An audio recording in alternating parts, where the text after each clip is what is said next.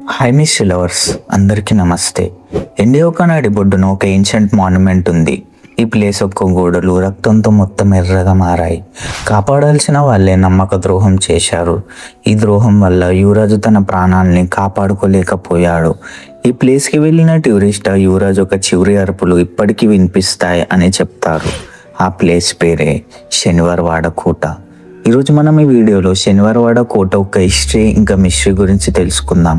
So మీరు వీడియోని ఎక్కడ మిస్ అవ్వకండి, ఇంకా వీడియోని లాస్ట్ వరకు చూడండి, ఎందుకంటే వీడియో చాలా ఇంట్రెస్టింగ్గా ఇంకా మిస్టీరియస్గా ఉండబోతుంది.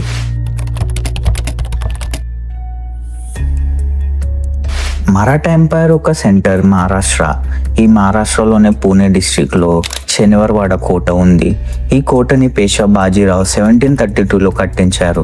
ఫస్ట్ ఈ కోటని 7 floors కట్టిద్దామని అనుకున్నారు. ఇంకా 7 floors మొత్తం స్టోన్తో కట్టిద్దామనుకున్నారు.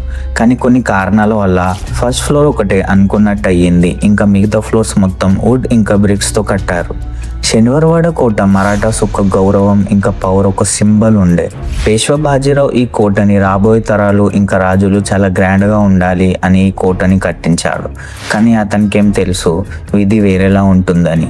కొన్ని టికెట్స్కి సంబరాలు చూసిన కోట గోడలు నమ్మక ద్రోహాన్ని చూశాయి, ఇంకా రక్తంతో మొత్తం ఎర్రగా మారాయి. అసలుకి శనివారవాడ కోటలో ఏం జరిగింది, ఇలా హాంటెడ్ ఫోర్ట్గా మారడానికి వెనకాల ఉన్న రీజన్ ఏంది, దీని గురించి ఇప్పుడు మనం తెలుసుకుందాం. ఈ ఇన్సిడెంట్ మొత్తం ఒక యువరాజ్ది. అతని పేరే నారాయణరావు. అతను మరాఠా ఎంపైర్ ఒక 5th పేష్వా. నారాయణరావు వాళ్ళ అన్న యుద్ధంలో చనిపోవడం వల్ల నారాయణరావుని పేష్వాగా చేశారు. కానీ మీరు తెలుసుకోవాల్సిన విషయం ఏంటి అంటే నారాయణరావు ఏజ్ 16 years మాత్రమే.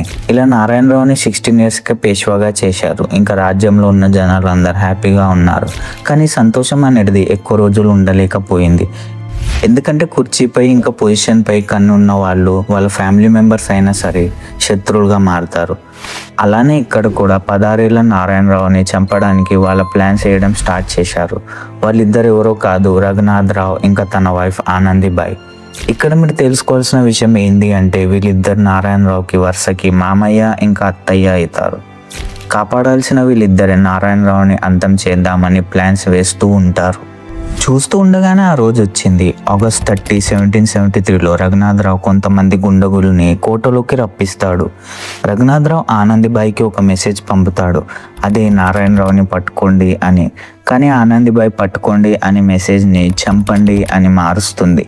దీనివల్ల కోట లోపల ఉన్న గుండగులు నారాయణరావుని చంపడానికి అతని వెనకాల పడతారు. అప్పుడు ఇదంతా వాళ్ళ మామయ్య చేస్తున్నాడని తెలియని నారాయణరావు కాకా మల వాచ్వా అంటే మామయ్య నన్ను కాపాడండి అని అరుచుకుంటూ ఉరుకుతాడు. కానీ అతన్ని కాపాడడానికి ఎవ్వరు రారు.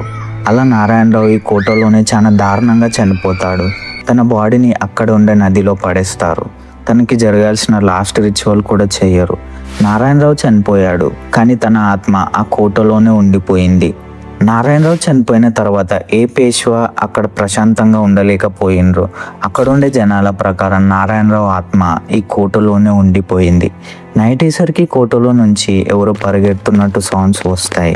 ఇంకా ఎంటీ హాల్స్లో షాడోస్ కనిపిస్తాయి అని విజిటర్స్ ఇంకా అక్కడ ఉండే జనాలు చెప్తారు. వీటన్నిటికీ మించి నైట్ అయ్యేసరికి కోటలో నుంచి చిన్నగా కాకా మల వాచ్వా అని సౌండ్స్ వినిపిస్తాయి అని చెప్తారు. ముఖ్యంగా పౌర్ణిమ నైట్ ఇట్లా సౌండ్స్ చాలా వినిపిస్తాయి అని చెప్తారు.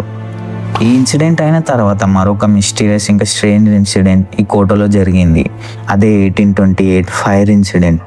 ఈ ఇన్సిడెంట్లో కోట మొత్తం మంటలు స్ప్రెడ్ అయినవి. ఆ టైంలో ఈ కోట బ్రిటిష్ అండర్లో ఉండే. ఈ మంటలు అసలుకి ఎట్లా స్టార్ట్ అయినవి అనేది ఇప్పటికీ ఒక మిస్టరీనే. ఇంకా స్ట్రేంజ్గా ఈ మంటలు మొత్తం కంటిన్యూస్గా 7 days ఉన్నాయి.